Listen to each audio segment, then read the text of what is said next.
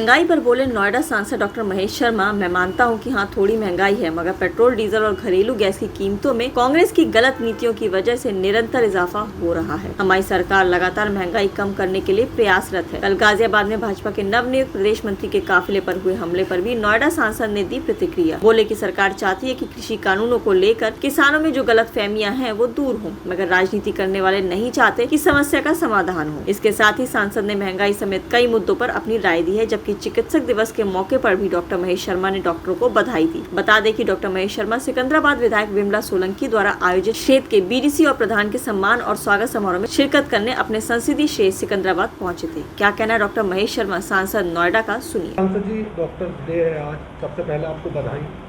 और फिर सवाल कि आपका संसदीय क्षेत्र है सिकंदराबाद, आज जो कुछ खास आपका सिकंदराबाद आना हुआ, कुछ खास कार्यक्रम? देखिए, आज धन्यवाद, आपने चिकित्सक दिवस की शुभकामनाएं दी।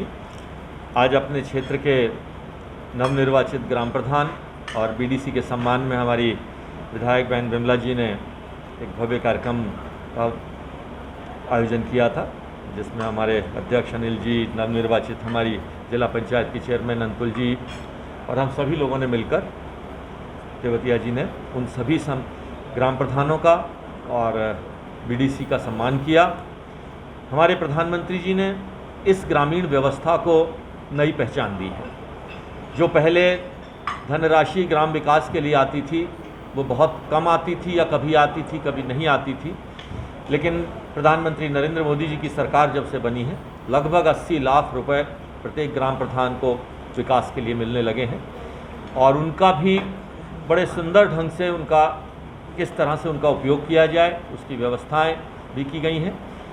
आज हमारी सरकार ने आने के बाद ग्राम प्रधानों के लिए एक जो नई व्यवस्था दी है हमारी योगी जी की, मोदी जी की सरकार ने, कि किसी भी ग्राम प्रधान के खिलाफ अब अविश्वास प्रस्ताव नहीं लाया जा सकता।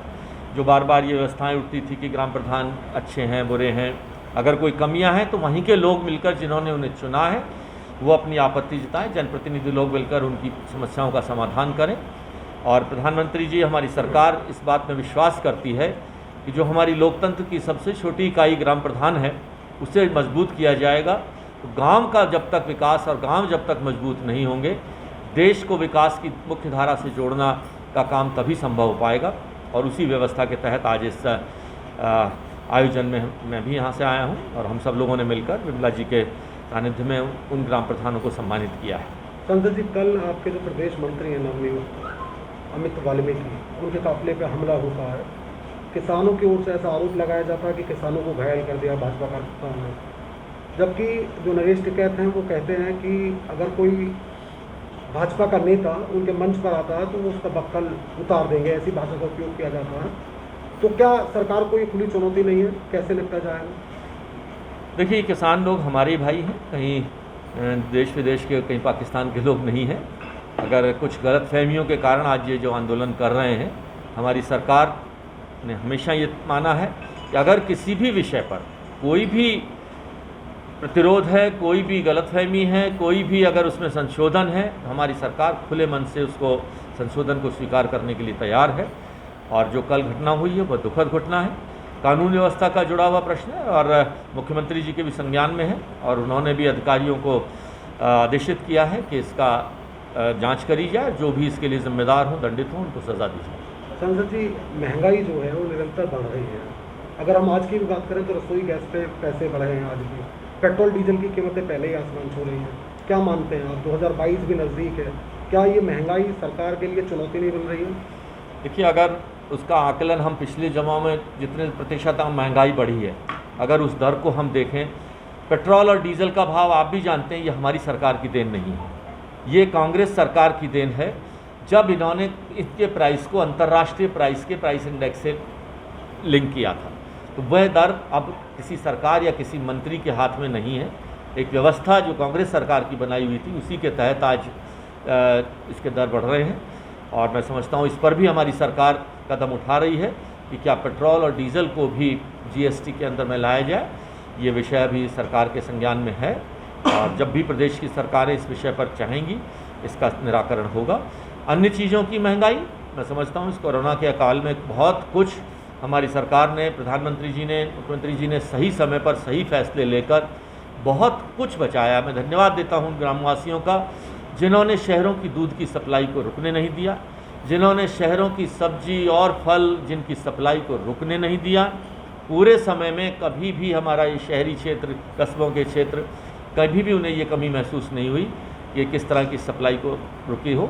ये मैं समझता हूँ सरकार की कामयाबी है। आपसे एक आखिरी सवाल एक डॉक्टर के तौर पे है, जैसे वैज्ञानिक चिंता जता रहे हैं तीसरी लहर को लेकर, बच्चों के लिए ज़्यादा खतरनाक बताई जा रही है, ऐसे में एक डॉक्टर के तौर पे अगर हम आपसे समझना चाहें, आपका क्या सुझाव रहेगा दर्शकों को? देखिए, ये भविष्य के गर्त में है कि क्योंकि हमारा अनुभव है कि विश्व के सारे देशों के अंदर तीसरी लहर, चौथी लहर आई हैं और वैक्सीनेशन की जो भी गति हमारे देश के अंदर है, आज अमेरिका के बराबर हम वैक्सीनेशन कर चुके हैं, लगभग 35 करोड़ वैक्सीनेशन हम कर चुके हैं।